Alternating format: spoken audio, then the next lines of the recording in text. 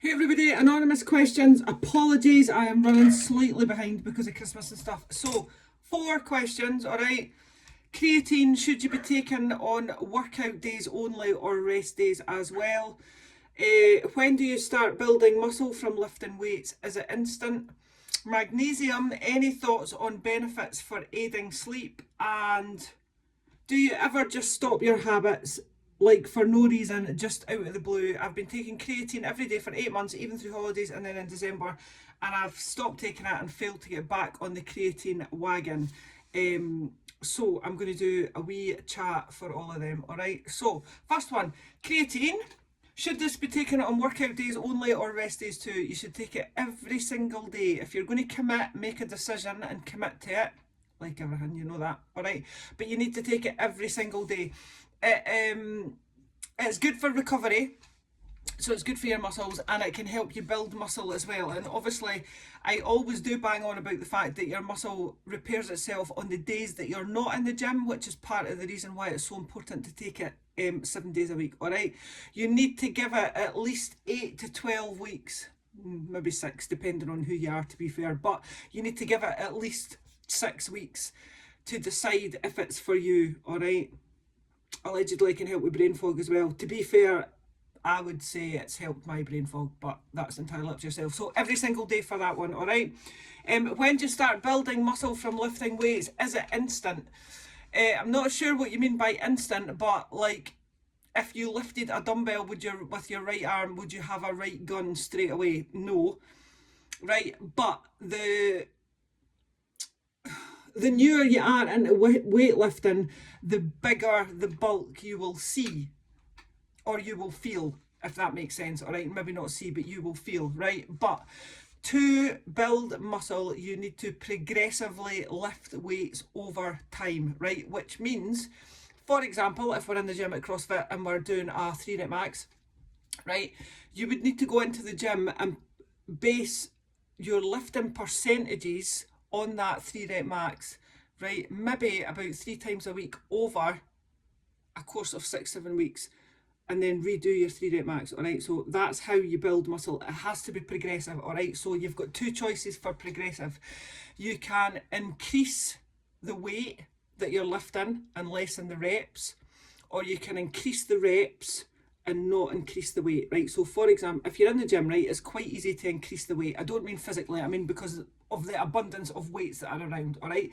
When you're at home, it's not always necessary, because if you can lift the 5 kilogram dumbbell, then you would need to go and buy the 6, then you would need to go and buy the 7, then you would need to go and buy the 8, etc, etc, all right? So if you've only got access to small little bits of equipment, if you're in the house, then just up your reps. So one week you could do 10 reps, next week you do 11 reps, the week after you do 12 reps, the week after you do 13 reps, all right? So progressive overload is the only way you will build muscle, all right?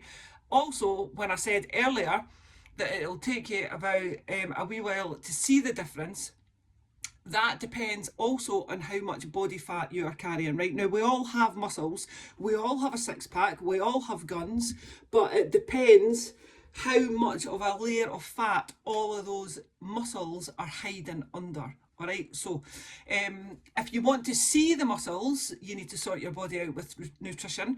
If you want to measure your lifts on Octave, do you know that thing that I'm always banging on about? Then you need to, can't remember what I was going to say because I was being totally sarcastic there. If you want to measure your lifts, yeah, so if you want to know if you're building muscle, you need to either visually look at how your body's changing or measure your lifts, basically. All right, hope that cleared that up. Magnesium, any thoughts on benefits for aiding sleep? I don't have any thoughts on it, to be fair. I don't take it.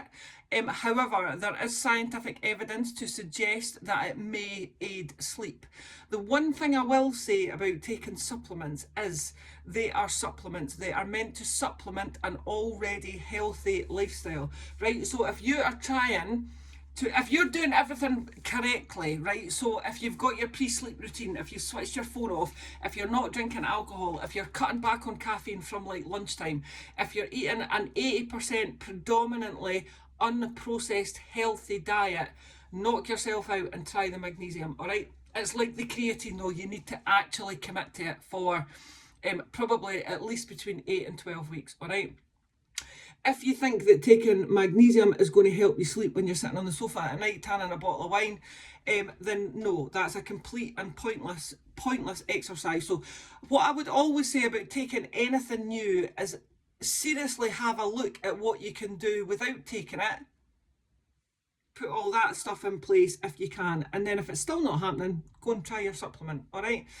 There's a couple of ladies at the gym that do take it, absolutely swear by it. It can regulate blood sugar, it can help build muscle, etc., as well. There is actually quite a lot. So leafy greens and nuts and stuff, but it's quite difficult. It is actually quite difficult to get it from our diet. So have a think about what you can do. If you need a hand, or you're not sure, just obviously give us a shout. All right. And finally, the last one, do you ever just stop your habits? No, of course I don't, because I'm perfect. Yes, no reason, just out of the blue, right? I've been taking creatine every day for 8 months, even through holidays, and then in December I stopped taking it and have failed to get on the creatine bandwagon ever since. What the fuck is that all about? Right, so there'll be a couple of reasons for it. The first reason is you're just being a fucking rebel, and you just want to see if you can survive without it, which is fair enough, because sometimes it's not good to blindly follow stuff. You just need to try and figure it out for yourself. Secondly this is possibly the reason, by the way, because obviously I know who you are.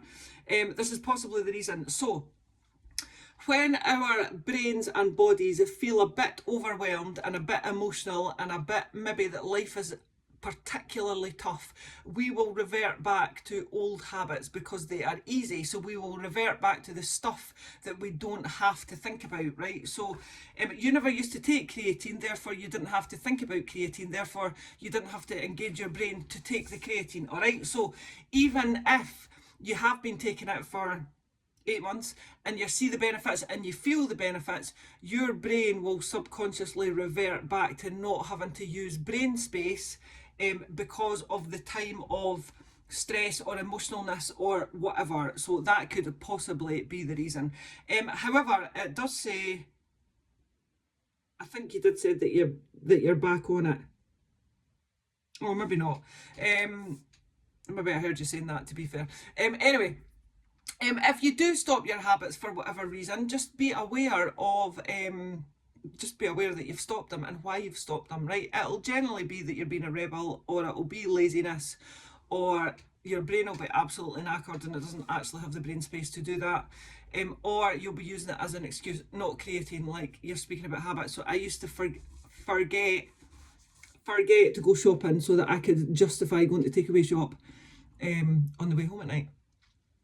True story. All right, so there's always a reason for it, but it'll be your subconscious brain thinking, Jesus Christ, woman, give us a rest. Anyway, get back on the creatine wagon. You know yourself, it's banging. Right, that's it, guys. As always, 8 minutes of my chat. Lucky you. Any questions on anything that I've spoke about, mind, just drop me a message or get me on WhatsApp or whatever. And if anybody's got anything they would like to add to this, I'm sure there are some people in the group that do take magnesium. If anybody's got anything that they would like to add, for example, please feel free to pop it in the comments. It is your group after all. Bye bye.